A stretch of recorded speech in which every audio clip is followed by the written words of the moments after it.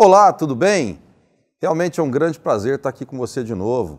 Nosso encontro aqui pela TV Rio Preto, pelas plataformas digitais, com o programa Eu e Você, que é produzido pelo Núcleo de Comunicação da UNORTE, Centro Universitário do Norte de São Paulo, em São José do Rio Preto.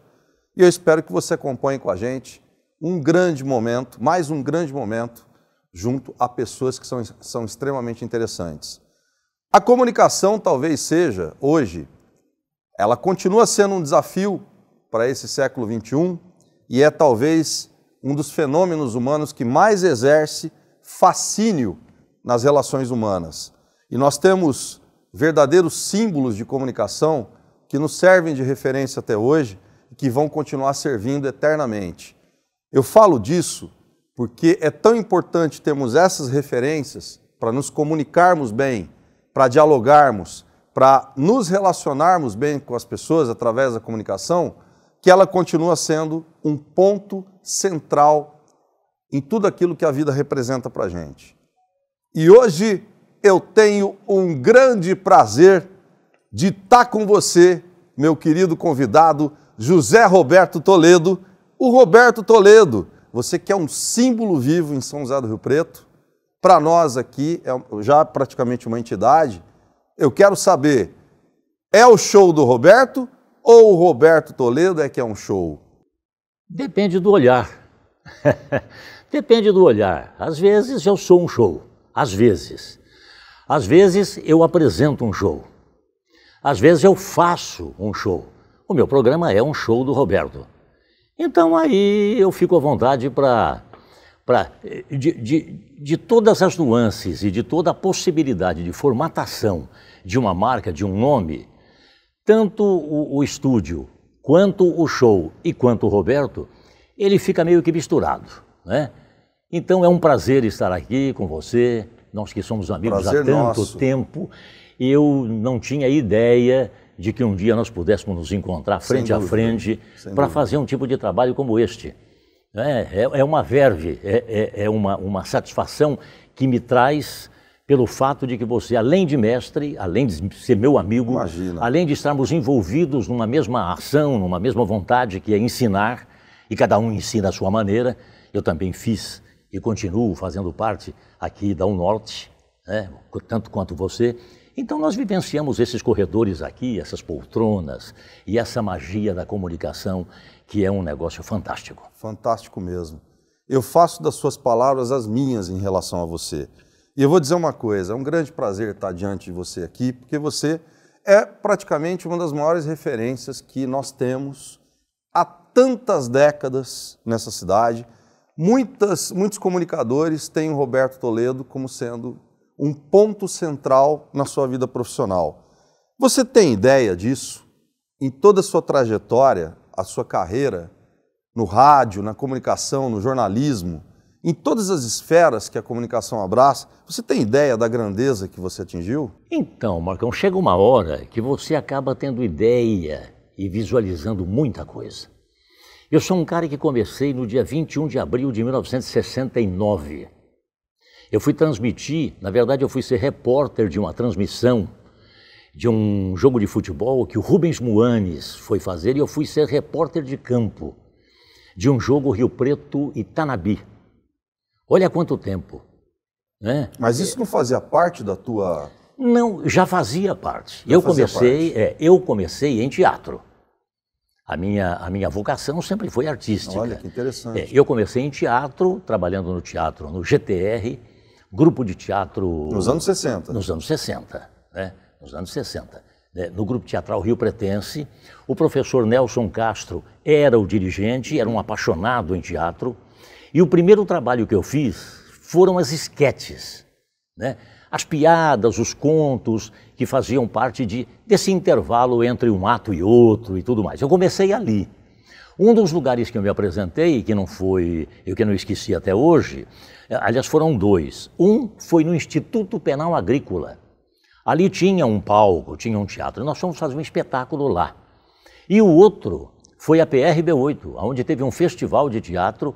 A B8 tinha um auditório espetacular e lá também me apresentei. Ali, na B8, eu apresentei fiz parte de um festival de teatro amador, né? E acabei perdendo com a peça que eu apresentei, que era do grupo teatral riopretense, que, se não me engano, era A Raposa e as Uvas. E aqui eram esquetes, aqui no Instituto Penal. Era começo da minha história, eu estava fazendo ainda umas pontas, acabei virando depois apresentador da própria situação, da circunstância em que me coloquei. Então, daquele tempo até agora, eu não tive nenhum interregno, nenhuma parada. Foi pancada. Em 50, 60 anos? De lá a aqui. Eu não parei, poucas férias, poucas mudanças de palco e de estúdio e uma infinidade de apresentações.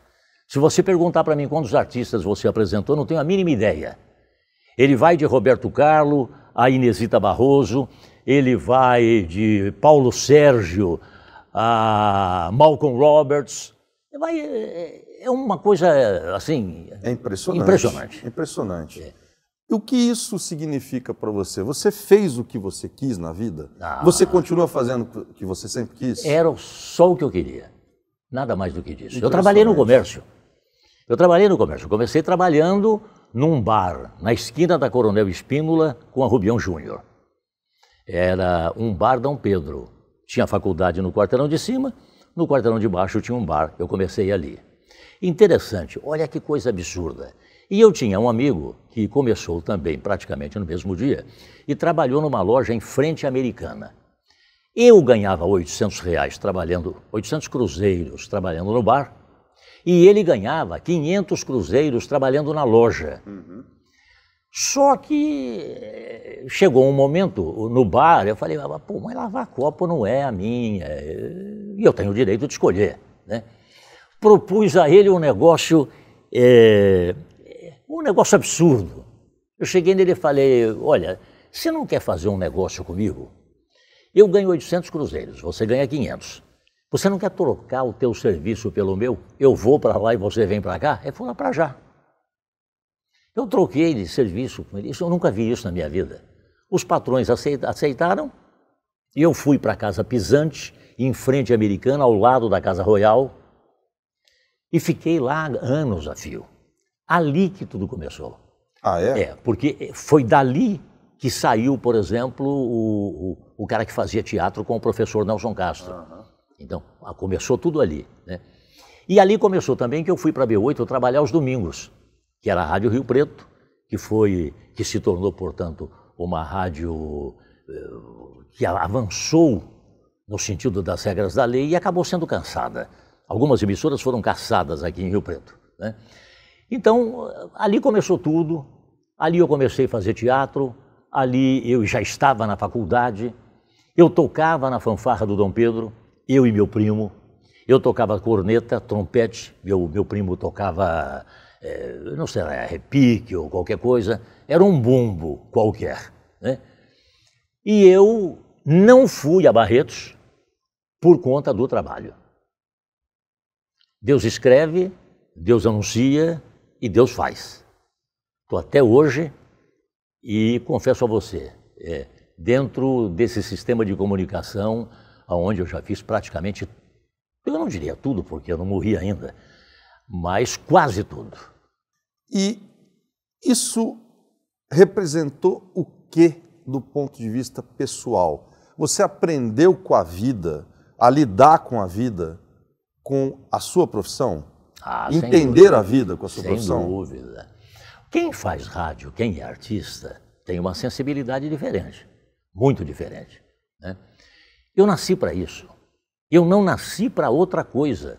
Tanto é verdade que o começo da minha vida e o final da minha vida provavelmente seja com o microfone em mãos. Que espetáculo. Eu tenho alguns microfones guardados e tem um que é apaixonante. É um microfone, foi o microfone mais usado pelas emissoras americanas, né? Ele é um cubinho, né? Tem as suas entradas de tonalidade, de voz, eu tenho até hoje, e fui um daqueles que conseguiu falar no chamado rastelão, aquele microfone gigante, que parecia um ralador de queijo. Até hoje, eu tenho uma fotografia com este microfone. E este microfone, olha como o destino e como as pessoas nascem para certas coisas.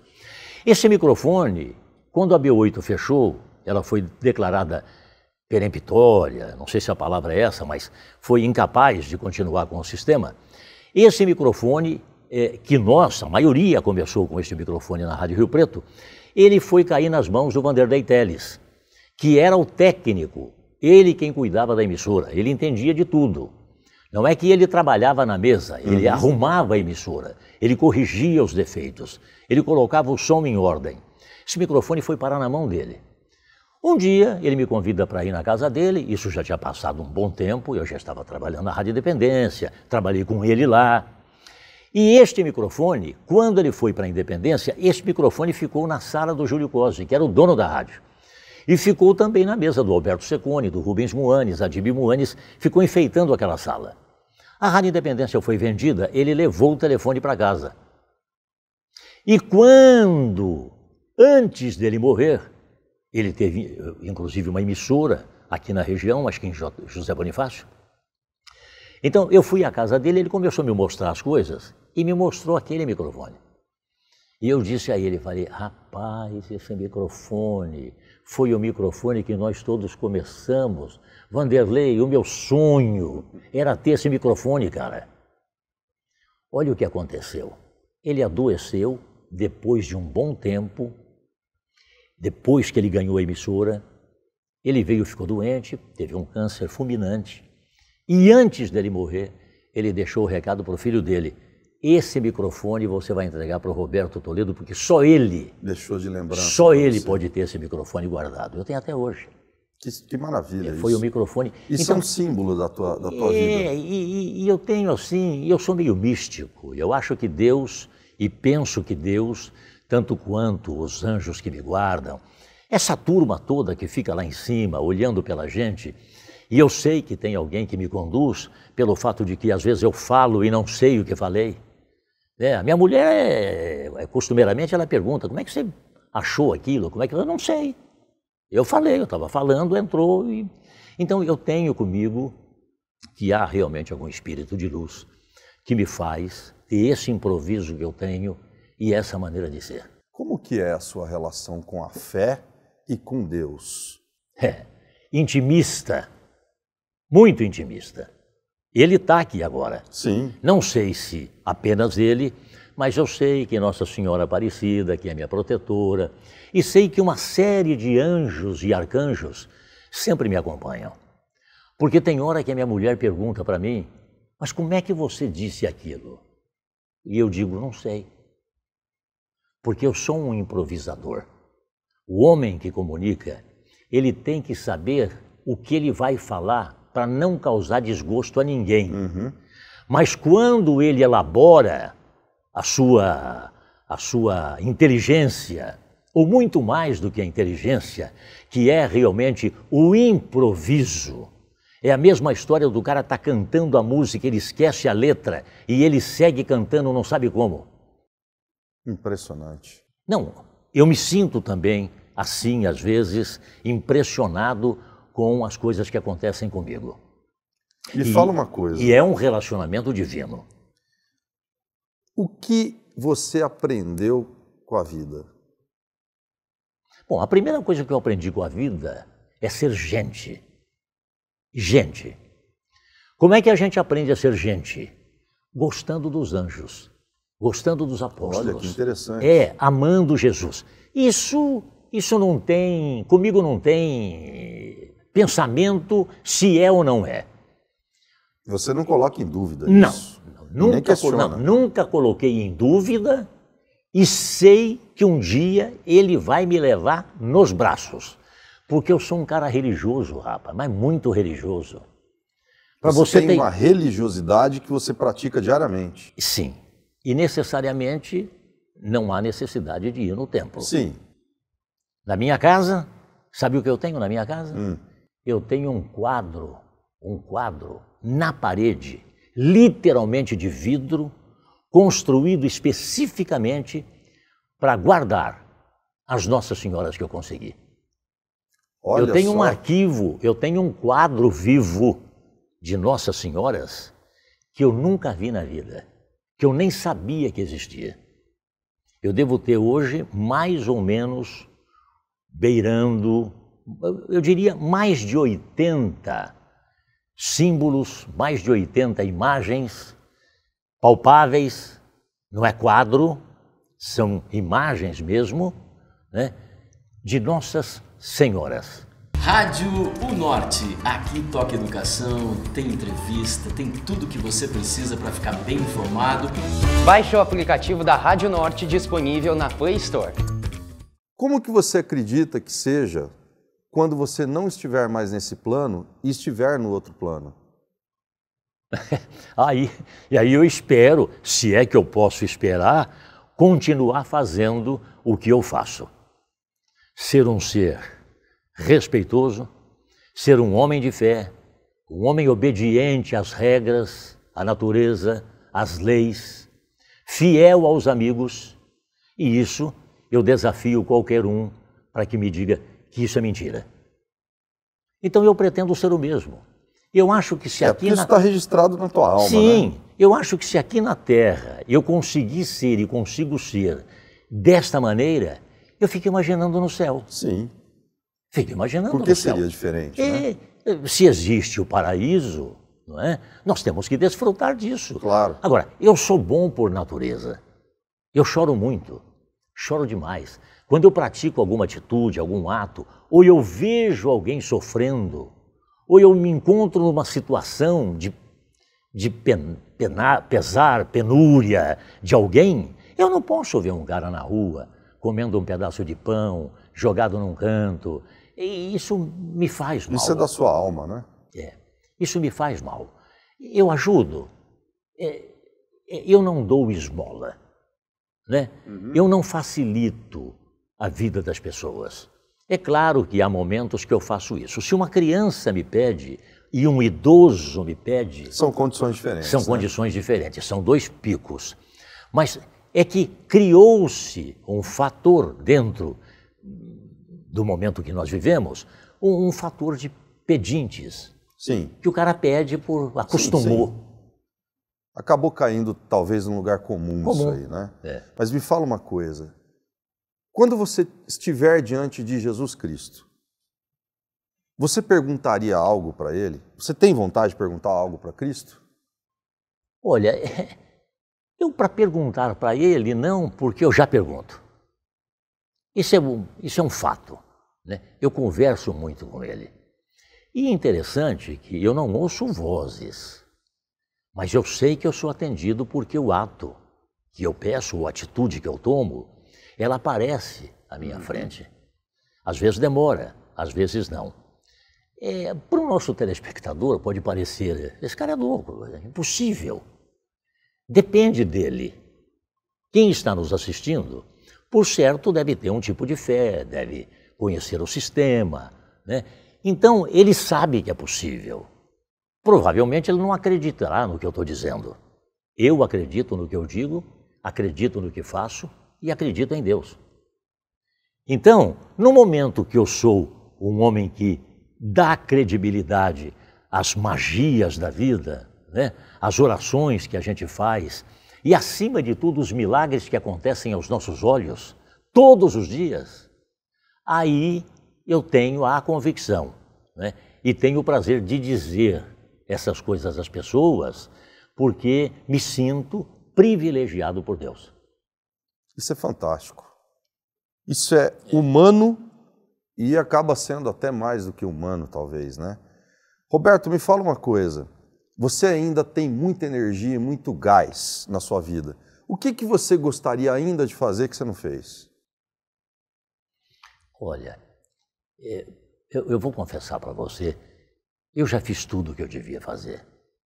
Eu continuo fazendo porque ainda tenho a convicção comigo de que eu sou uma voz importante da comunidade. Sem eu dúvida. defendo o povo, defendo os mais necessitados, defendo as pessoas. Eu falo de política, eu sou amigo dos políticos. Eu fui político. Sim. Não era minha praia. Não, olha só, não era minha praia. Eu poderia, não, eu vou ser político, eu vou ser vereador, vou ser prefeito. Tive a oportunidade de ser candidato a vice-prefeito. E quando isso aconteceu, nesse período de campanha que eu vivi, eu torcia para não ganhar. Ah, é? Torcia para não ganhar. Eu não queria mais fazer parte do sistema. Por quê? Não sei, porque eu consegui fazer tudo que eu podia fazer para mim, para minha família e para as pessoas, fora da política. Porque as pessoas entram na política, muitas entram porque querem fazer as coisas para o semelhante, para a pessoa, outros não, outros têm outros interesses. E na mistura de interesses, eu achei mais conveniente eu ser o que eu era. Porque não sendo um homem, nós somos todos seres políticos, mas eu não tendo cargo na política, não sendo um cara eleito pela comunidade, eu poderia continuar ajudando a comunidade da mesma forma, mas sem ter essa obrigatoriedade ou esse título que eu nunca fiz questão de ter. Interessante. Isso, basicamente, você respeitou uma vontade natural da tua própria alma, exatamente, talvez, né? Exatamente. E respeitei alguns amigos, né? Eu sou um cara que tenho amigos, e todos os meus amigos de infância se transformaram em meus irmãos. Porque do útero da minha mãe, só saiu eu. Você é filho único? Filho único da dona Ione Maria de Toledo. Você tem Filho único. Saudades dela? Ah!